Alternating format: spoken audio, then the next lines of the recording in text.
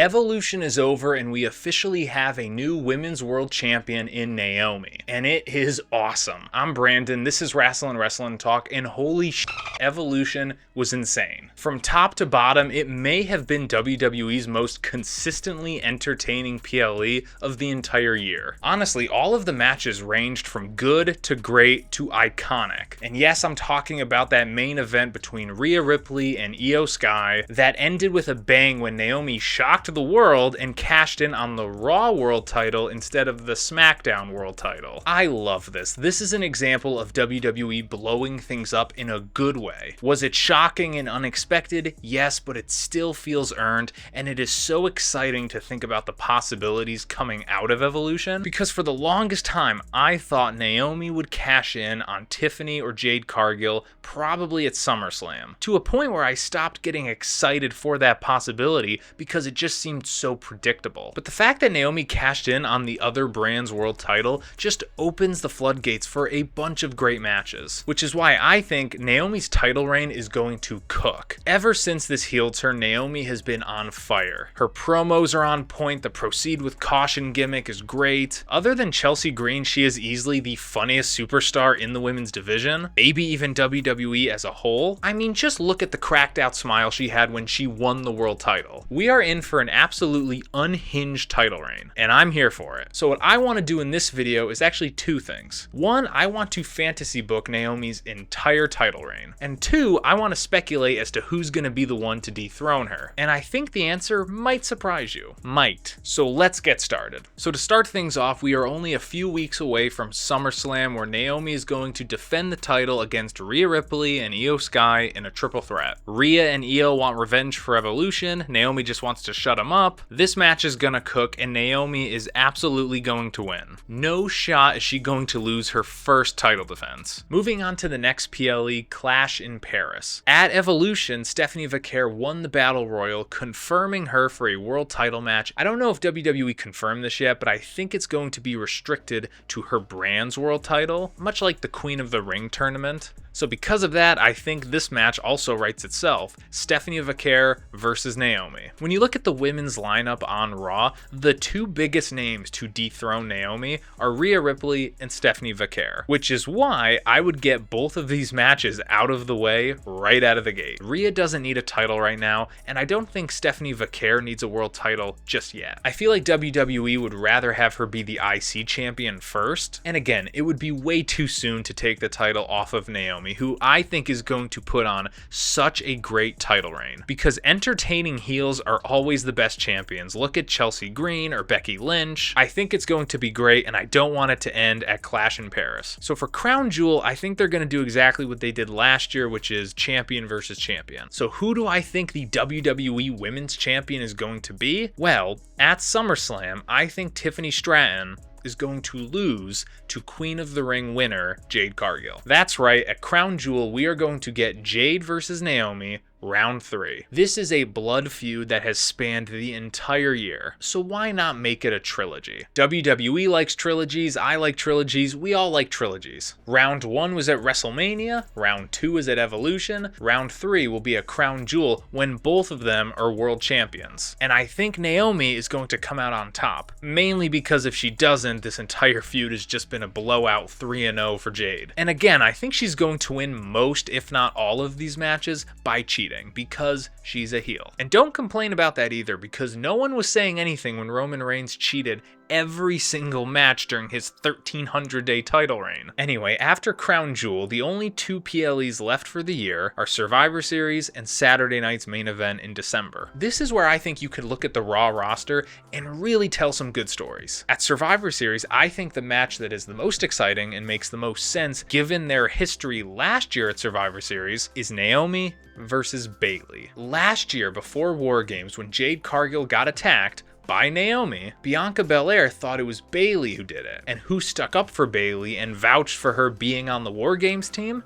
Naomi. So to me, it's poetry if 1 year later, both of them are competing for the world title. And to be honest, this match wouldn't so much be about Bayley going after the world title. It would be more about her trying to find out answers as to why Naomi stuck up for her in the first place, when all that would do theoretically is draw attention away from Bayley onto everyone else, including her. I would be very intrigued as to what Naomi's response to that would be. Now, unlike my previous matches, this is one where I actually think Naomi is in serious danger of losing. I could absolutely see Bayley coming out on top. My only hiccup with this is I do think Bayley is going to eventually win the IC title off of Becky Lynch. Given what happened with Bayley being left off of WrestleMania 41, I think Bayley winning that title off of Becky is the only way to end this Becky, Bayley, Lyra story. So because of that, this match, one, might not even happen because by this time, Bayley might be the IC champion. And two, if it does happen, she's already a champion, so it doesn't make sense for her to be Bayley 2 belts. So I have Naomi winning that as well. Moving on to Saturday night's main event. If Naomi is on the card defending, I think the match that makes the most sense to me is Naomi versus Jordynne Grace. TNA fans would know this, but Jordynne Grace was the last person to face and beat Naomi before she returned to WWE back in early 2024. And during the past 2 Royal Rumbles, Jordynne and Naomi shared some friendly moments, so there's clearly a bond between them. WWE can easily mine that history for a good feud. Again, just like Naomi versus Bayley, I think this could be a great story. And yes, I would have Naomi win. Because long story short, even if all of these matches don't happen, I absolutely see Naomi walking into 2026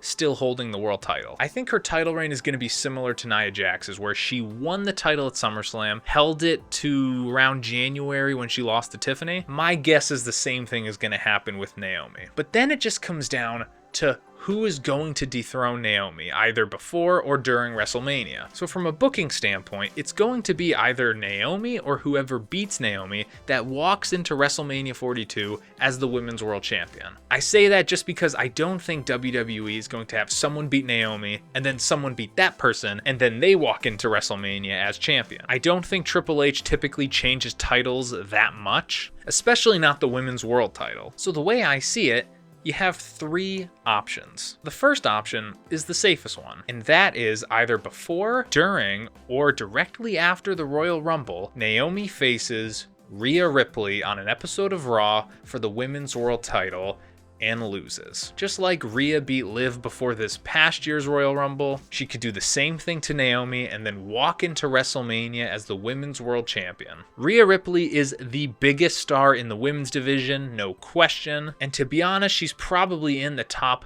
2 or 3 stars in all of WWE. I would say it's Roman Reigns, Rhea Ripley, Cody Rhodes. In a lot of ways, she is the face of the industry. So I think from a business standpoint, it is a very safe decision to have Rhea walk into Mania with the belt and face whoever wins either the Rumble or the Chamber, whether that's someone like a Stephanie Vaquer or a Tiffany Stratton. Also, in my weird fantasy booking, after Rhea loses to Naomi at SummerSlam, I think she should go off and do something else for the remainder of the year, away from the world title. Rhea Ripley is someone who should always be in pursuit of a world title, but she can be derailed by other superstars, much like CM Punk was derailed by Drew McIntyre, or Cody Rhodes was derailed by Brock Lesnar. It happens, it's a very normal thing in professional wrestling, so after SummerSlam, why not have Rhea Ripley get into a 3 to 6 month feud with someone like Asuka, or Becky Lynch, or Lyra Valkyria? It could be anyone.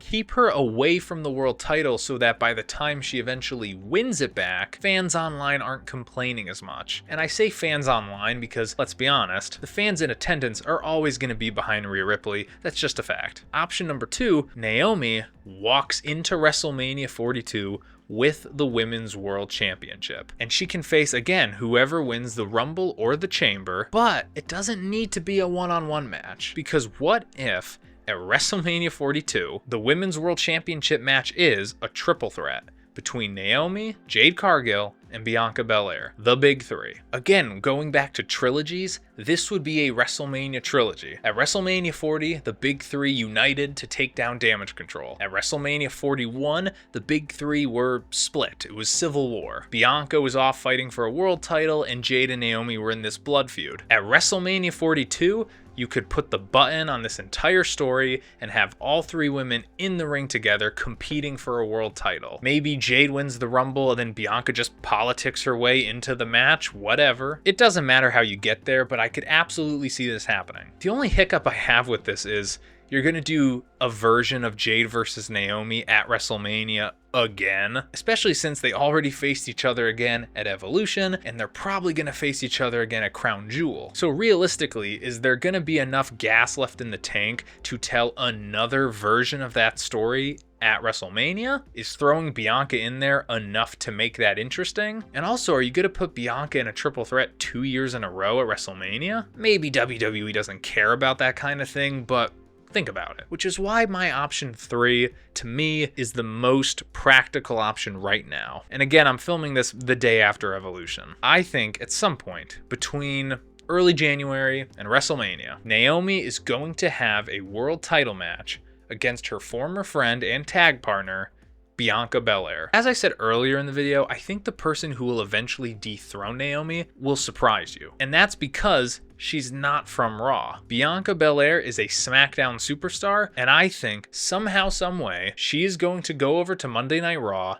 and challenge Naomi for the world title. Ever since Naomi turned heel and had that match with Jade, the next biggest match to do with her was Naomi versus Bianca. Currently, Bianca's injured. I feel like that's probably going to cancel her out of SummerSlam and maybe Clash in Paris. So whenever she comes back, she'll probably just do some stuff on SmackDown for a few months. But eventually, I think that story, Naomi versus Bianca, needs to have a resolution. Especially after that promo where Naomi admitted to breaking into Bianca's parents' house. From a story standpoint, it makes sense, and I think Bianca should win. From there, I think Bianca will defend against whoever wins the Rumble or the Chamber at WrestleMania 42, which, let's be honest, the only two options are Jade Cargill and Rhea Ripley. I could absolutely see Jade winning the Rumble to challenge Bianca, and then I could absolutely see Rhea winning the Chamber to challenge Bianca. Those are the two biggest money matches you can make in WWE right now, so one of those two has to happen at Mania. My money's on Jade versus Bianca, and then Rhea versus like Stephanie, I think. And then after that, unfortunately, like Nia Jax last year, Naomi will not be in the world title picture at WrestleMania. If I had to guess, I feel like she would do something with a mid-card title, which is perfectly awesome too. Naomi versus Becky Lynch for the IC title, I'm here for it. But that's it. Those are my thoughts on Naomi's title win